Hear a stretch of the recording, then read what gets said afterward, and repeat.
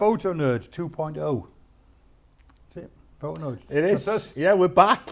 That's us. There you are. So. God help you all. So hello everybody, and You're saying 1.0 was a practice. Now this is the real one, is it? Don't say that, Gareth. No. That's it. Start off contentiously. That's good. Adamu. Right. Okay. So before we go, then I think we just need to explain to the podcast listeners and the YouTube viewers what actually happened. So we did a night here. Photo Nerds night, I thought went down really, really well. But then the following week, Adam came up and said, unfortunately, something's got to give in his workload, his work schedule. It's too much, so he's taken the big decision to lose or stop recording with the Photo Nerds, which came as a real shock to you and I. It was gutting, yeah. Yeah, absolutely gutting. It took a while to sink in. We actually, we gave him a few weeks thinking, oh, well, he'll come back, it won't be a problem, might just be on a bit of a downer at the moment, but that never materialised. So then you and I got together and decided, what should we do? It was a difficult decision. It was a difficult decision for both of us, wasn't it, Gary? Because the Photo Nerds originally, the brainchild was myself and Adam when we were in the Lake District. And then we said, you know what would work really well is if we got Gary on board as well as a third member. So it always felt to me like it was the three of us together. And to break that partnership up, I seriously considered maybe stopping. But we wish Adam all the best, don't we? Definitely. Yeah, absolutely. When I said I was gutted, I wasn't gutted. I totally understand where Adam was coming from. But I was just gutted that we weren't carried on. But on a positive note, we've got the wonderful Gareth Danks stepping in as our new team member. Oh, yeah. Which I'm really excited about. What some boots I've got to fill though, eh? Some boots. Well, we have to start growing your beard. Yeah. I get raw written on a t-shirt. Right? That's it. We still push the raw room for it. You've got to learn how to do that. And you'll be Does this rotate, this chair? Does it? No. All the way round. So some people, or a lot of people may well know you already, Gareth. But do you want to do and have a chat about yourself and talk about you for a minute? Me, talk about me. Yeah. Do I have to? Oh, well, I've been running my YouTube photography. Right, enough about that. Yeah, that's Gareth Danks' biography. So yeah, I've been running my YouTube channel for about 2 years now. So that started off as landscape photography and then developed more into street photography. I found a bit of an interest, a bit of a new hobby actually the last 18 months. So that's really, really helped my channel, but helped my photography as well. So yeah, I've really enjoyed that. I've enjoyed the way it's sort of taken my channel. But I am a professional photographer as well. So I do, I'm what they call a hybrid shooter. So I do video and photography and quite a lot of design as well for a living. So it's busman's holiday, so to speak. But it's good to separate and still enjoy what was originally a hobby, then transitioned into a business when I've been doing it for like 18 years, and now with landscape photography and street photography, it's become a hobby again. So it's. Do you find that you could differentiate between, you said busman's holiday, do you actually get pleasure out of going and doing street photography and landscape photography if you weren't doing YouTube? Would you do it? Oh yeah, I still on occasion go out and do a bit of street, only for an hour after work or something like that. If I tested a film camera a couple of months ago, and that was great fun. Didn't video that. The landscape photography is nice to go out and do a recce in a new location. If you've not been, you don't know what the light's going to be, you still enjoy the challenge. And there's something about being out with the camera, you kind of takes you away from everything else. So even though it's a job, I'm using different settings, I'm using different thought processes. I don't use filters and stuff like that for work, so not like that anyway. So yeah, it's still very much just being out. I suppose the camera is the excuse to being out in the environment and exploring these mountains, exploring new places, going up to Snowdonia, and getting out more, going to the beach. If you didn't have your camera, you'd probably do that less. Yeah, I mean, the reason I'm asking is most people who are watching us, they'll have a profession and then their hobby or serious hobby or even semi-profession may be photography. Lucky there. But yeah. But you wouldn't see somebody in another job thinking, okay, so it's now Friday evening and I finished, I'm going to go somewhere else Clean and do teeth, that job. Yeah, absolutely, or whatever they do. Whereas I'm really interested in photographers, both of you really, It's a labour of love, isn't it? Yeah. If you very didn't lucky in have that your respect, YouTube channel, would you still go out and shoot street photography? Probably, yeah, definitely. I think it's unique, isn't it? Yeah. I suppose it's a any unique form of challenge. art. It's a unique challenge, and the good thing about street photography is that I've discovered that there's so many different styles of street photography.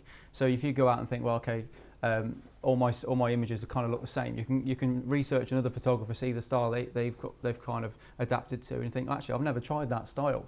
Well, with landscape, it's a bit more difficult. You go out, you're kind of looking for the thirds, you're looking for the compositions the same way you would with every landscape. You're kind of looking and following the same rules. With street photography, you can think, do you know what, this time I'm going to be a bit more, I'm going to shoot just colour, I'm going to be looking for that one colour, I'm going to be looking for that slow shutter, or things that you wouldn't normally do. So if you ever got bored of it, you could always just change your mindset. So you're looking at the photography genre in a different way altogether. Your settings would be different, your mindset would be different, the challenge is different. It's interesting that, because street photography is not something I do, but you can get, if things get stale, it's a really good... The challenge is amazing. The challenge is amazing. Subgenre to get into, isn't it? Yeah.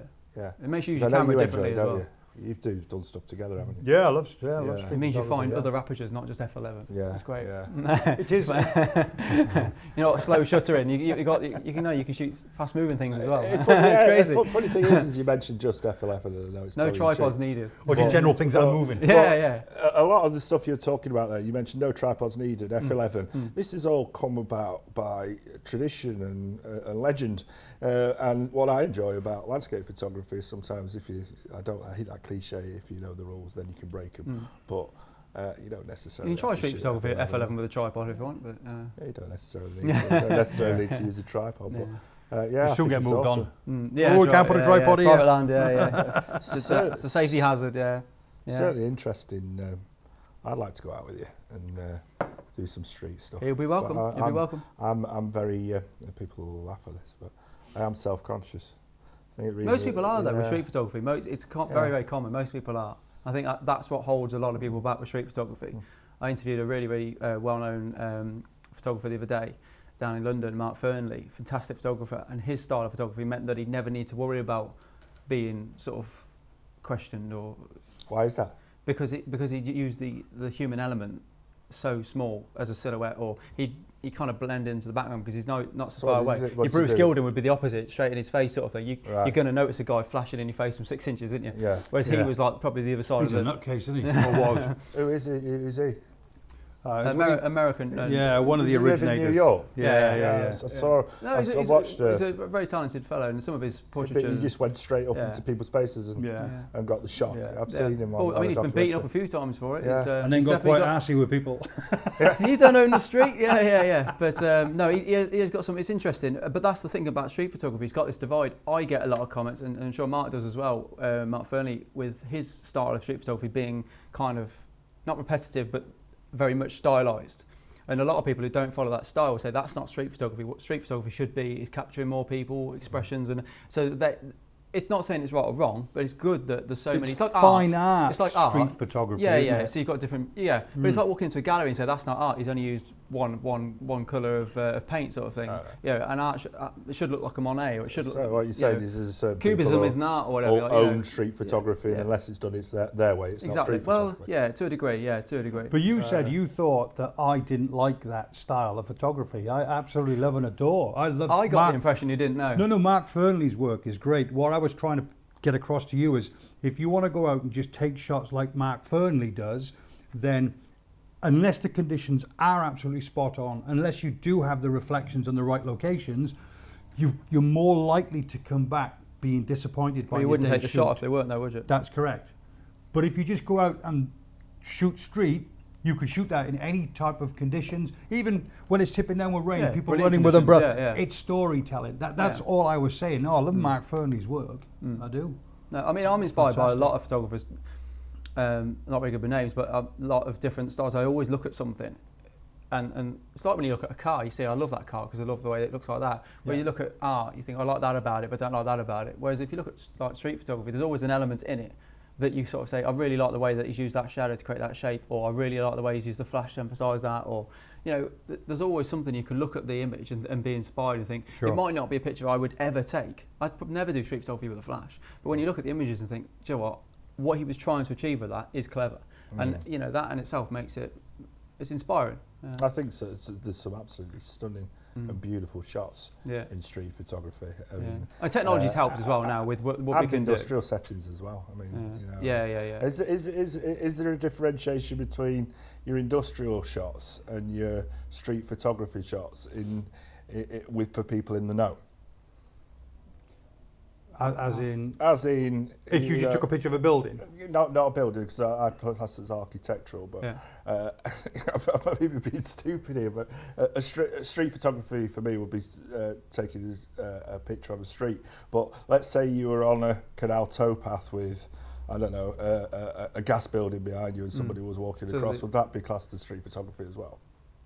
It wouldn't be a picture I'd take, but if you're on about the juxtaposition of that natural environment with the industrial background in the background, then maybe to some people that's a good way of looking at it, because some people like that. I mean, there's certain photographers that literally go around looking for temporary structures, like building works that are happening in front of a well-established building, but the building works are temporary, so whatever photograph that person gets, that's never going to be replicated. So 10 years down the line, think, I remember that when that building being built, or that structure being added on, they'll never be able to recreate that photograph, because that's all, you know, it's all the structure's finished now. So the temporary aspect of it and the workmanship versus, you know, there's lots of different subjects. I'll ask it a little bit different way, and you've answered it really well, but is there a definition of what street photography is? Yeah, candid.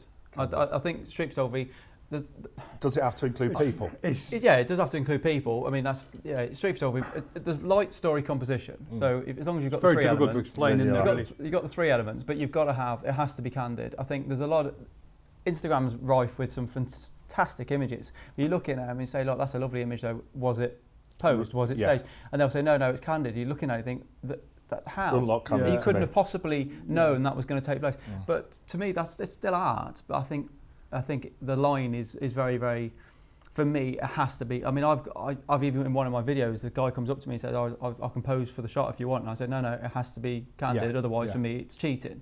And obviously, I'm filming my photography, so I want people to look at it and think, it's as genuine as it's supposed to be. And I think you need to keep the integrity of the genre, so to speak.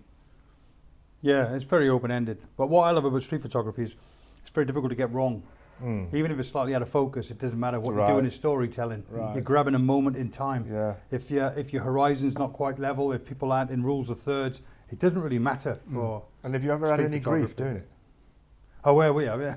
Well, I wouldn't call it grief, because I mean, I do it for a living. So, I mean, I've photographed weddings when the vicars had a go at me for taking photographs in a church, and they went, what right have you got telling me not to photograph a wedding? It's not your day, it's theirs. I'd rather fall out with you. So for me, to fall out with a vicar or someone like that is no issue. The bride and groom says, "Where's my picture?" She didn't tell me. Yeah, but did you mean street? Yeah, but what I'm saying is, when you get used to it, what I call a telling off. You've developed a thick skin. It's a respect. It's a mutual respect. If I'm on private property and somebody says, like, you can't do that here, then completely fine, you go. You respect that. And if somebody's upset about you taking their picture for whatever reason, obviously you want to stay in a good mood, you want to have a good day. You don't want to go, oh, flipping heck, I'm upset someone now, I feel bad, and all that sort of thing. But I think security or someone like coming up to say you can't do that, I think that wouldn't upset me now as much as it did on one occasion when I was with Gary. So I think now, like you say, I've developed a bit more resilience to it. But no, as long as you're being polite, if somebody generally says, like, mate, I don't want that picture, I don't want you to take my picture, then it's not an issue. But no, it wouldn't bother me. As I said, the main point is it wouldn't bother me if somebody came up to me and said, look, don't do that. It wouldn't bother me anymore. If you're polite about it, there's no reason. It's like somebody saying, you know, don't do this, mate. It's annoying. Whether you've got a camera or not, it's the same thing, isn't it? The biggest problem is you're pretty much categorised. That's what I hate. When somebody sees you with a camera in the street, you're pretty much categorised as a pervert or a. I've had people have said to me, "I hope you're not taking pictures of the kids." You know, the kids in the street with coats on and hats and scarves and gloves. You know what I mean? It's not a swimming pool. That'd turn me right off it. If somebody came up to me and said that, I wouldn't go out and take street photography again. It's very rarely that I won't photograph kids at all. No, I'm not saying take kids. I said somebody coming up and accusing me of, or somebody giving me grief because I take photography. I take pictures for a very different reason, and that's for my headspace, for my meditation. And the last thing I want is hassle when I go out and shoot. Oh, you wouldn't want to do street photography then. No. I would have said, because even when we were in Cardiff and I went through, remember with the pigeons, I went through the pigeons, made all the pigeons fly. Well, that woman who was sat on the bench actually said to me, I hope you're not taking She pictures said the same to me as well. of the kids. I was only filming you doing it. Yeah. Yeah. And I thought... Of the kids or the pigeons? Yeah, the kids. Right. The kids in the background, yeah. The kids were feeding the pigeons. Right. So there's like hundreds and hundreds of pigeons. So I went behind, but I went through the pigeons, knowing it all scatter. Got some great pictures like that. But of course, because I was aiming at obviously the family that are feeding, bear in mind, there's thousands of people around. We're in a public place. And then What did you say to her? I just walked off. He was just laughing, walking Just walked off. You know what I mean? But like you say, people instantly. I mean, what I difference would it have made? It's one of the reasons why people often, when they shoot street, will shoot with more discreet cameras, won't they? Smaller. That's what I was going to say. Yeah, technology's helped because now we can use a phone, for example, and you can use the wireless. I just feel more. I'd feel more surreptitious going around with the phone. At least if you've got a camera.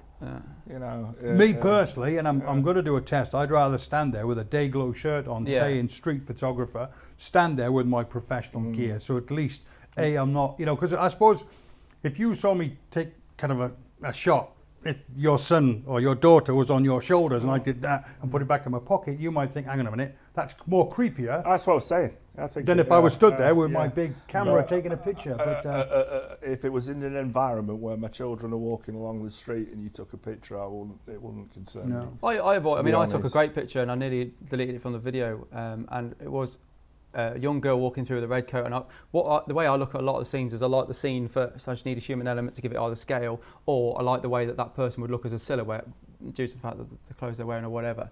But most of the time, the human element, as long as they're wearing sort of nice, sort of like tracksuit or something like that, I wouldn't necessarily include that. But as long as they look smart, it wouldn't really. Well, no, chav. Yeah, still use chav words. Do you shoot in colour? No, I shoot black and white most of the time, but this one photograph happened to be a young girl come walking through, and I was just seeing the red, and then it was after I took the picture, I thought, oh, it's fantastic, I really liked it, I loved the lines, everything was square and everything. I thought the little tiny element of the girl at the bottom, I thought, no, I can't put it in the video. And I thought, you know what, I really like the photo. She's so small, even if you zoomed in 100%, there's no way you could identify her. Yeah. Right? She's such a small. And the amount of people that loved that photograph in the video made me realise I was glad.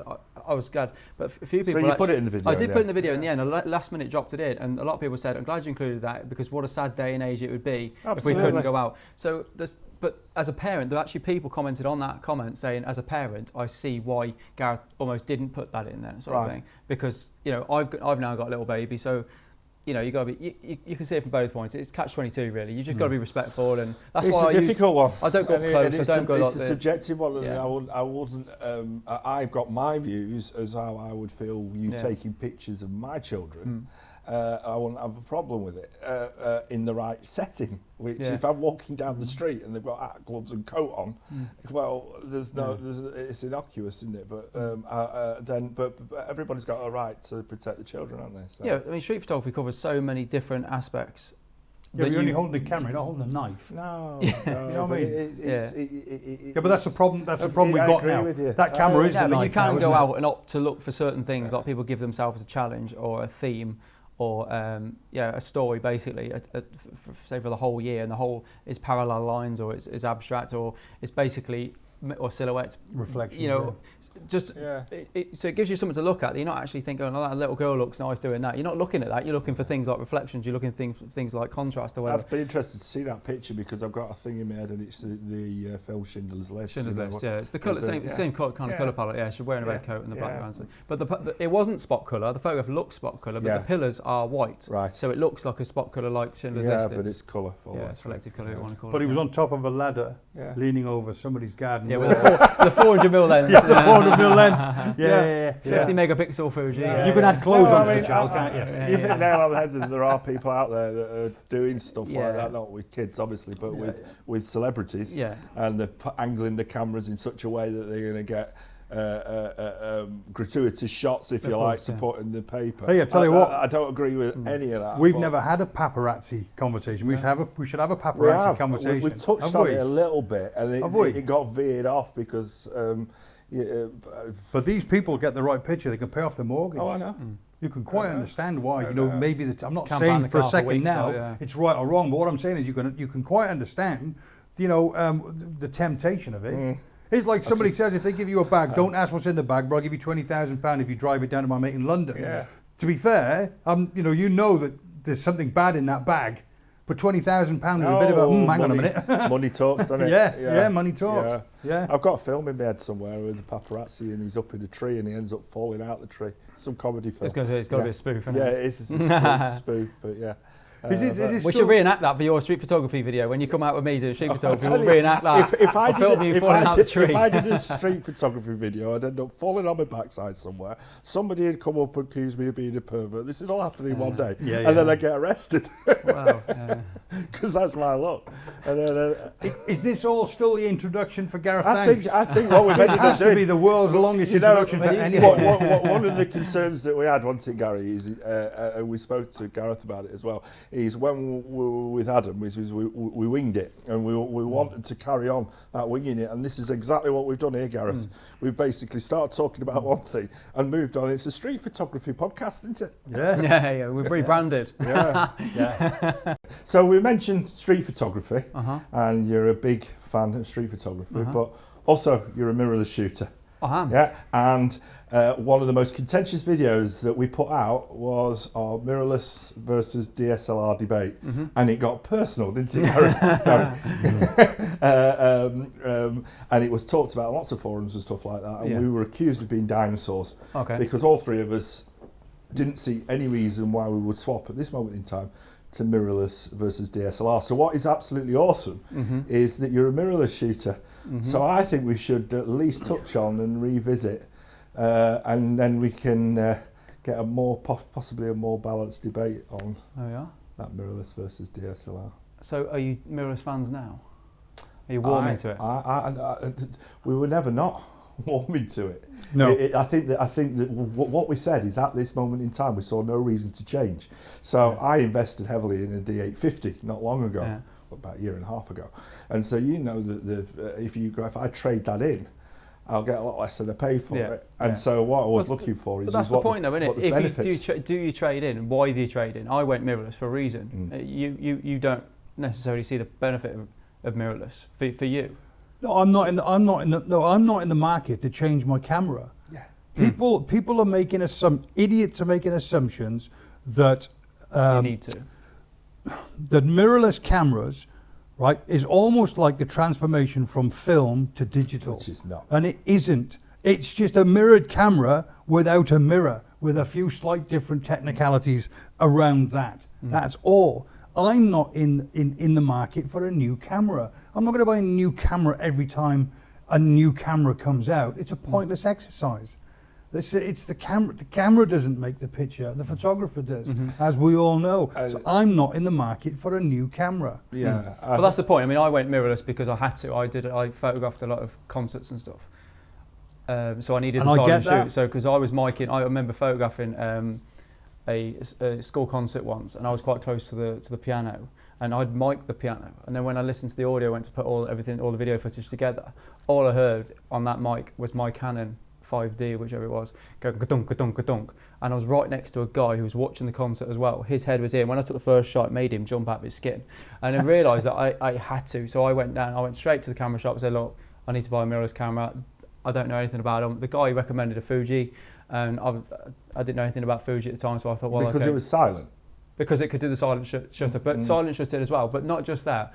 With the mirrorless, because I had the option of filming through the EVF, if in a dark concert environment, I weren't lighting the. Obviously, you light up the entire auditorium with a DSLR with the screen on the back. So, depending on what you're filming, but with the EVF only, literally, I'd looking through there. I could see my peaking. I could see everything was going on. The histogram and everything was through the EVF. So, I bought like a Fuji X30, I think it was, a little compactish camera, incredible little camera. Not great for video at the time, but that transitioned me into the idea of shooting mirrorless, and I thought, do you know what, I have to. So I sold my Canon bodies. I think I've still got one. Sold all my Canon lenses and went over to the Fuji. And I absolutely adore shooting a mirrorless because I've got used to, because I'm a hybrid shooter, I do photographs and video. It's perfect for me. But a lot of photographers who don't shoot like I do, I mean, you see sports photographers still shooting DSLRs, where Sony, technically, apparently, focus is better, but it's the way they shoot, what's comfortable for them. Are the ergonomics better or worse, or does it handle big lenses better? I mean, DSLR argument... At the end of the day, it's a tool for the individual. It is, horses for courses, yeah. It was interesting because the question that you asked me at the beginning, have you changed your mind? People who watch me will see that I've spent more time over the last year or so in the woods. Yeah, and in those dark environments, I can see where that EVF, because I like to compose through the low light, you get really, really good. And you're seeing what you would see on the back of the LCD screen. So that's tempting. And the other thing that's tempting is not the weight of the camera, but the physical size. The fact that they're a wee bit smaller. Because no, I'm the opposite there, because that's one of the things I don't like about mirrorless cameras. No, I dislike it. What I mentioned on the video last time was I like the ergonomics of my camera. I like the chunkiness, I like the big knobs on it. I don't like fiddly little buttons, and somebody had a right go at me because I said I've got small fingers. Well, that's the reason for me not to want to, for example, the Sony.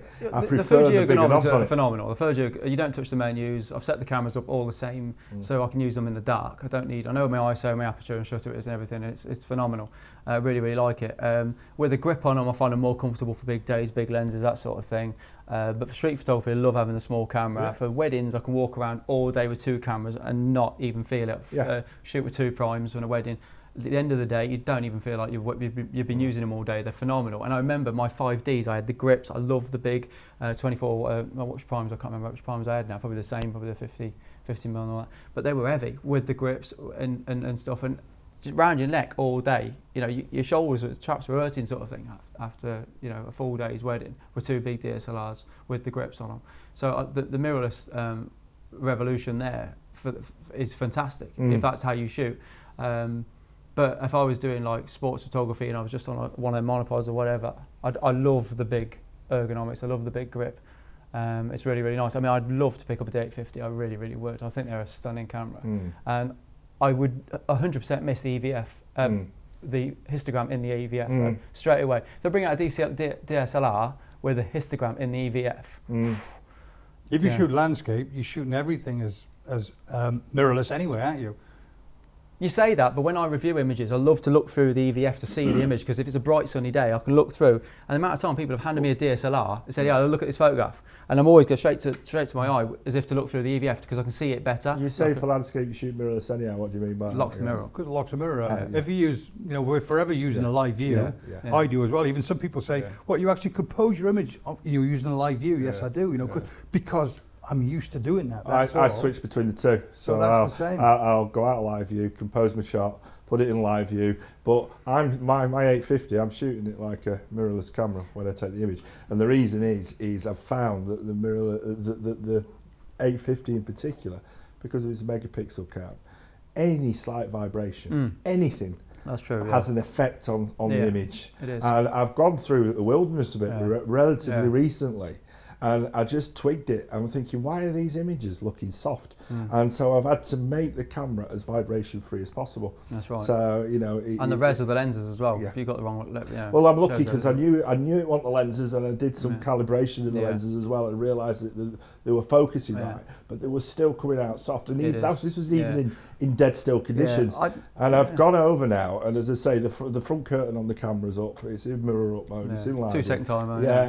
It's actually on 3 because I set it through the custom banks. But so I've taken all that vibration out of the equation, and I've seen a night and day difference in the sharpness of the images. That's interesting, So I'm in effect, that's a common thing, that is. I've heard that from a few people. I'm in effect, I'm shooting like a mirrorless camera, but with none of the benefits of the mirrorless camera now. You don't get focus peaking though, do you? Pardon? Do you get the focus peaking? On the 850, yeah. With the lockup you do, yeah. So last time I used a DSLR was 5D Mark 2 or 3, and you don't get focus peaking on them, do you? So if focus peaking is a phenomenal sort of bit of tech that's coming back. It's just incredible, just to have that reassurance that it's there. I mean, what I've never done as well, when I went over to mirrorless, before that was always full frame.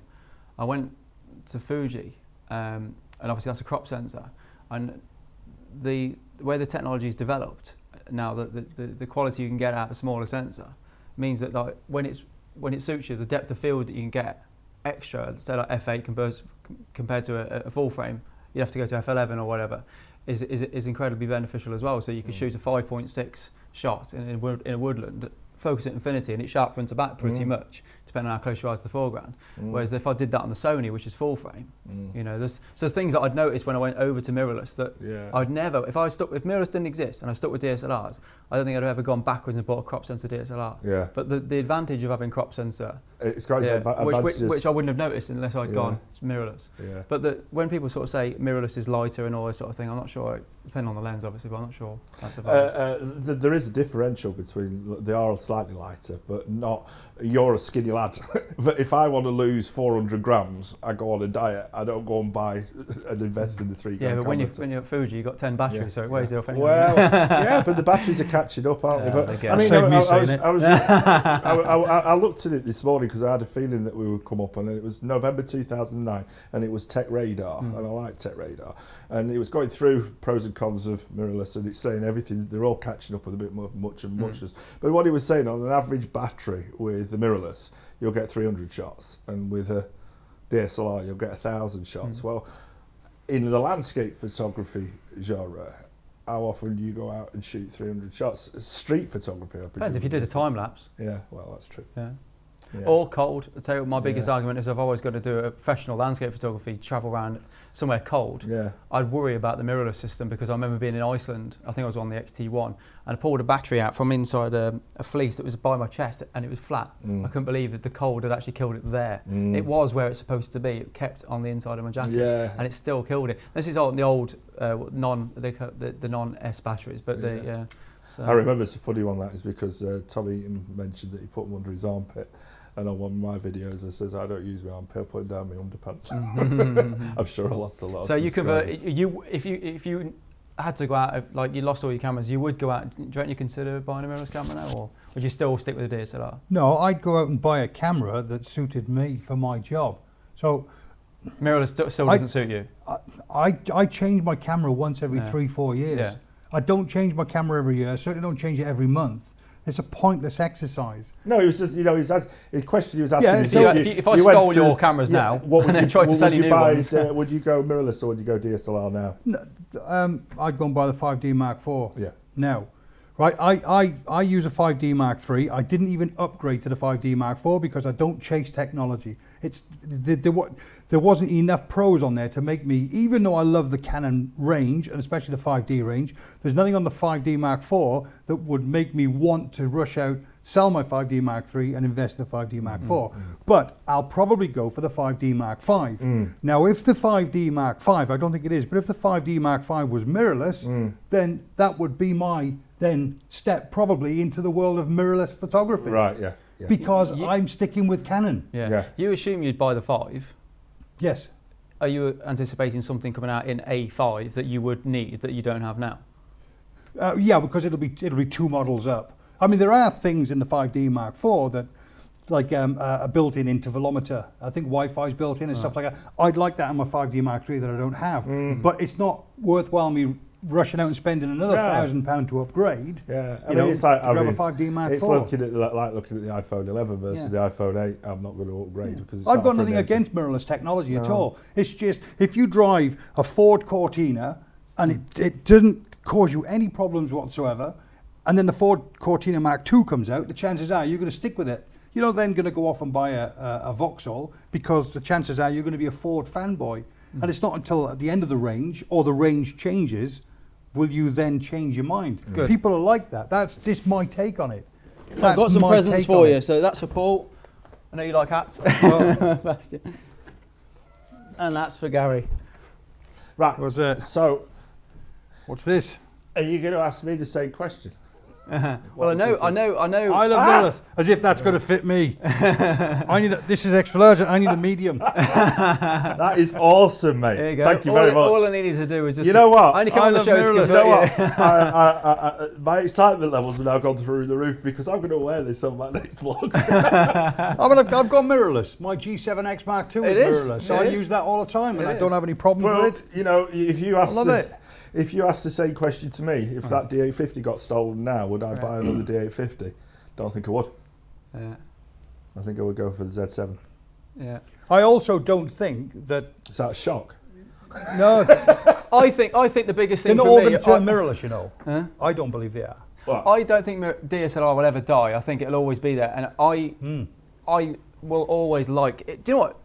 The new Panasonic, for example, and the new what's the other one that came out? The bigger bodied things. They're mirrorless, but they've got the proper DSLR grip and the ergonomics. Now, I was really tempted with that Panasonic. There was only a few of the specs that didn't matter to me. It didn't sort of reach the thing I needed, but focus or something like that. But the actual ergonomics and the grip was very much more DSLR-like. And although it's mirrorless, shoot silent and everything, I had every benefit I could ever need from a mirrorless camera in that Panasonic. My mate's got one, and the ergonomics are just gorgeous. It's just like a proper tool. You don't feel like you're going to scratch it. You don't feel like, you know. It doesn't feel like a toy, Gareth? Yeah. You know I what I'm do going to like- end up going doing with you two? I'm going to end up calling you Gareth and you Gareth. Nah. I'm doing it already. Well, I can't use it. I mean, Gaz. notice that Sony's Gaz. got the small rig grip on it. I can't use that Sony off camera, off tripod. Really, I can't hold it because the thing is too small. I have to hold it with 3 fingers. So there's this gap at the bottom which I can't stand, and I've had to sell my fast primes, my 1.4s, because they're too wide and it didn't Just have enough pushing of it. against, yeah. I couldn't get my hand in. It was rubbing after half an hour. It was rubbing on the side. So I had to wear these 1.8s and stuff like that, which they're great lenses, and 1.8's fine. I don't really like 1.8 lenses. I'd rather buy the 1.4s and 1.2s. But the point is, they didn't need to make mirrorless cameras so small. They needed the mirrorless technology, but I don't know why. The Fuji lenses are lovely because they're tiny, but I don't know why they made mirrorless cameras so small. Yeah, but if they hadn't done back in the day, what would have been back in the day? I'm talking about when they brought one like the Sony NEX5 or whatever it was called. Was that what would have been? But they're crop sensors, aren't they? Yeah, That's different. Yeah, but what would have been what would have been the benefit? They would have made them as small as possible. Yeah, but that crop didn't sensor's different because the lenses are smaller. Mm. So Yeah. they're full frame lenses. You know, the full frame lenses are bigger. they? I get you. Yeah, so you can't put a crop sensor lens on a full frame camera and get the same. Yeah. Obviously, you're going to get the crop, aren't you? So, So you're saying it's because the lens the full lens will frame not change cameras that shouldn't much, have will it? gone smaller. Smaller. Yeah. I mean, the Fuji camera and the Sony camera are pretty much the same size. One's crop, one's full frame. Yeah. Like, it's like, why did they make them so small? Yeah. I just can't. Look, the Sony's a fantastic camera. The battery on it, the focus on it. It's a very, very powerful camera. I can't ever see me needing to sell it. It's really powerful. It's an incredible tool, very reliable. But yeah, I just wish they'd bring them out bigger and just more usable, more like. Do you know what? My old studio, I used to have a studio, my old 5D. I could drop it on the floor, run, like do something. I had families and stuff. I could drop the camera on the floor, running, interact with the kids or interact with the families or whatever. Some of the mirrorless cameras just don't feel like they've got that durability. You'd have to put the grip on the bottom of it, or it just doesn't feel quite like as tough as my big DSLRs did. That might just be my perception. But I don't think it is, because this is what we were saying. Gary said it feels like a toy in his hands. The Fuji doesn't. The Fuji build is beautiful. You're just saying it in a different way. Yeah. What you're saying is that from a normal hand's perspective, when you've got a certain lens on, you struggle to hold it, and it doesn't feel quite as durable to you. Now that might be just psychological, but if you're using it for a living, you want to feel 110% comfortable. Yeah. with what I mean, you're I've never dropped the Canon. I don't think I ever dropped the Canon, but I used to tap it on the floor all the time, like just to drop, just to get to a kid if it's going to fall over in the studio or whatever. I used to have to do that. I never knew I didn't need to worry about the camera. Whereas the Sony, would I? I don't know. They don't seem. Maybe I'm wrong. Maybe people have dropped them and they survived, but they don't seem as durable in that respect. And I wish Sony would bring out a camera that was, There's some negative comments straight away. You'll get well, flat, I love the Sony. I I love the Fuji. I love the Fuji because I love the ergonomics. I love the build of it. It's stunning, but it's almost too stunning because you're precious about it. Yeah. And I'm really all my Fuji cameras are mint. My Canon, I used that for about 9 years professionally. I went from the 20D, I think, to the 5D, to the 5D2, to the 5D3 or whatever. Like you say, they lasted about eight years each camera. And they probably, when I sold them, they were scratched to hell. With the Fuji and the Sony, they're all mint. You won't see a scratch on any of them because I'm so precious about them, because they don't feel. But so that's what I'm saying. If I was going to the Sahara Desert or something like that, I think the mirror cover in the centre might be a thing. I don't know. Just things like that I would consider. But there's advantages. So it's horses for courses. But there's advantages and disadvantages with both technologies.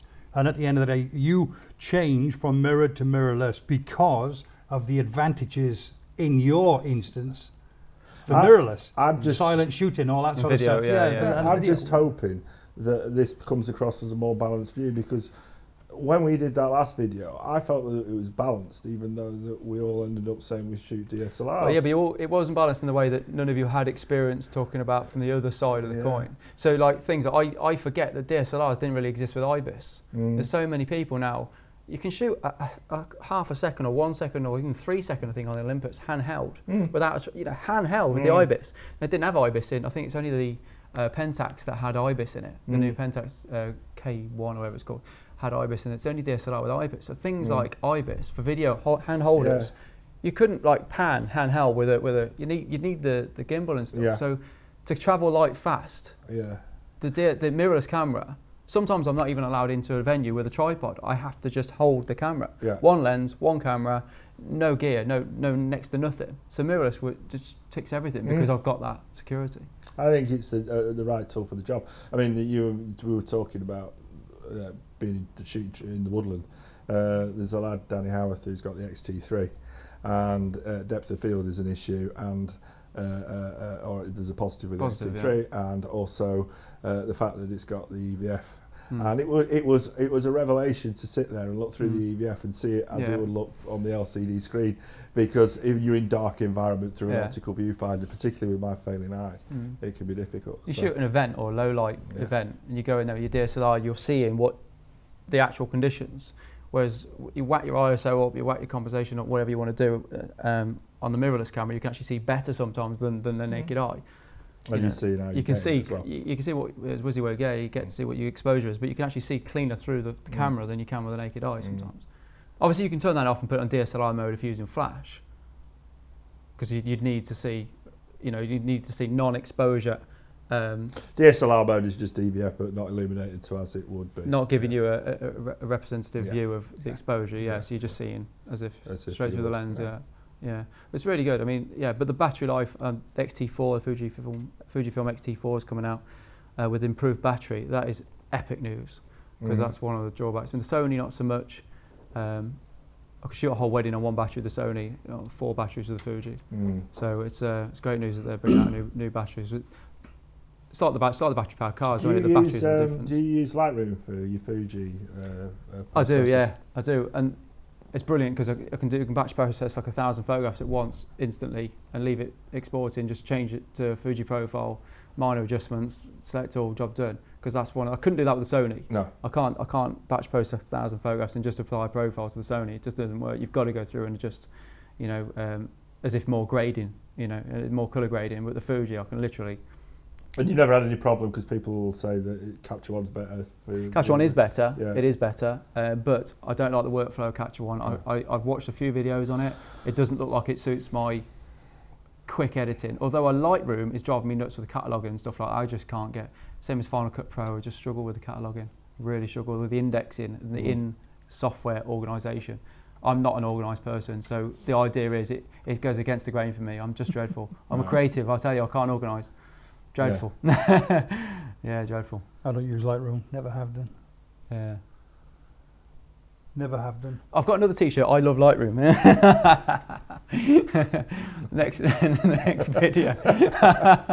I'll get you another. But that's fine. That's fine. If it suits your workflow, there's no need. It's like buying a new car. You only buy it.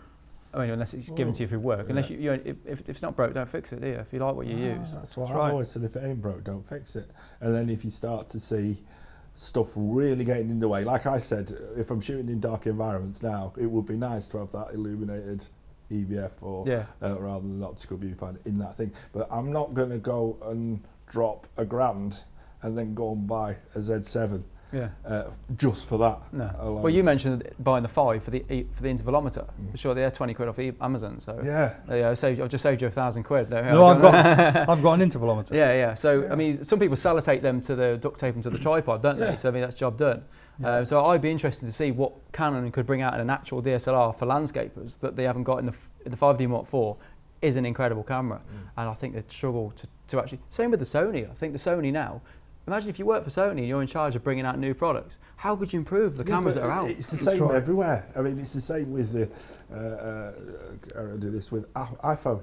There's not a lot of difference. And so people will say there's loads of difference. Oh, yeah, I know there is, but for me, using it, there's not a lot of difference between my iPhone and the iPhone 11, even though there's better cameras and stuff like that. It's a law of diminishing returns, isn't it? Apple's a sore subject for me. Yeah, and him.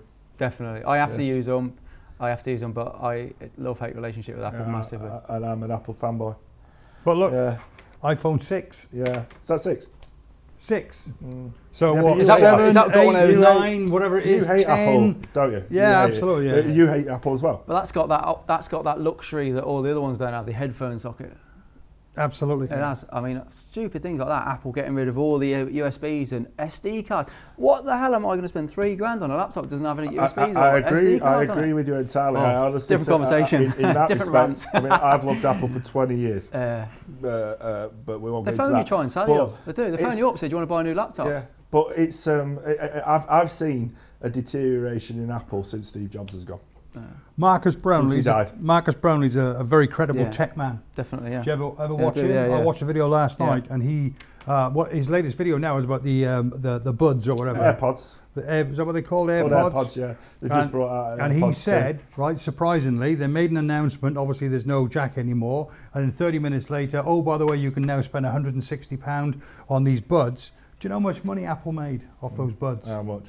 £6 billion apparently worldwide. My daughter. If I've got that right, by the way. Her main Christmas present was AirPods. Crackers. £6 billion. And I'm still using what's it? But Apple have wired forced earbuds. you into that. They forced you into it, and now they've made. And what Marcus was saying was, if it was just the Buds Inc. as a separate company, just the Buds alone would make them in the top 500 companies in the world. This is the thing. Just It's on the clever, Buds. clever marketing, but you're running a 2015 MacBook there, aren't Yeah, you? can't I'm get a new running a one. 2015 MacBook. Yeah. I won't buy a new MacBook No, purely can't. because of this stupid dongle arrangement. And who wants that touch bar? I don't want the touch bar. No, it's Horses- infuriating. They phone me. Do you want? We'll horses give you. for We'll give you the newest one. I'm like, Dinosaur. I can't use it if you gave it me. Dinosaur. I couldn't use it if you gave it me. Yeah. Dinosaur. Dinosaur. iPhone 6. Hey, look, if you see my hat, See my T-shirt. Oh, I've spelt it wrong. Yeah. as I say, I think we're almost for wrapping this episode up. I've got mirrorless. But I can't thank you enough, Gareth, for this. Yeah? You know I like my hats anyway. I do, yeah. But I'm And you well actually chuffed. told me you've never bought one as well. No, I've never bought one. You no. keep getting them In fact, given to him. I'm actually lying. I did about a week and a half ago. I bought one from Mountain Warehouse, like a little beanie hat. But all my hats are loaners. They're either off my wife or my kids. Oh, yeah. I'll have that back then when you Yeah. finish with it. I'm hoping you give me this. It says Fujifilm on the back. Is that all right? That's fine. That's a good care less. You have to put it on backwards then.